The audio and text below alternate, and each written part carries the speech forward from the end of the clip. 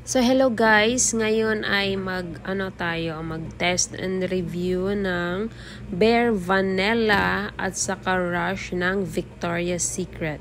So ngayon dito tayo on the spot sa 7-Eleven. So makikita niyo yan yung logo ng 7-Eleven na. So ayan, kasi may nag-order sa akin ng Bare Vanilla.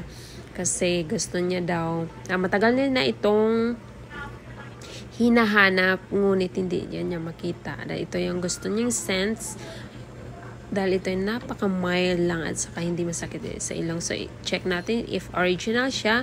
So, ayan, makikita nyo, may maliit na butas sa cup ng Victoria's Secret at saka yung may barcode siya sa baba. So, meaning that is original, guys. So, original, authentic po tayo. From Nabs Sensation po ito, guys. So itong Rush ng Victoria's Secret, ito po yung recommended ng seller na itry dahil ito ay napakabango pa rin pa. Na woods yung niya, midnight mandarin yung scent niya. Pag woods hindi siya masyadong matapang sa ilong. So i-try natin ang Rush.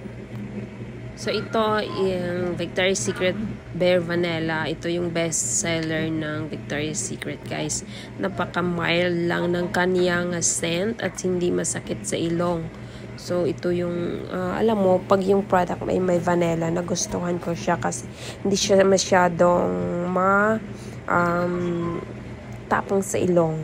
So ayan, may nagpabili sa akin kaya nag-ano na lang ako, na nakisabay na lang. Yung binili ko is yung Rush para makasave kami ng pag isa 650, pag dalawa is 1,200. So ayan, makaless kami. So pinadala ko na agad-agad sa kanya ito pagkatapos kong ma-receive. So ito rin yung Rush na to, napakabango at saka hindi masakit sa ilong. Kahit anong products ng Victoria's Secret, guys, hindi kayo magsisisi talaga kasi bawat isa ay meron siyang katangian, ay meron siyang scent na nagustuhan nyo, kaya bili na kayo.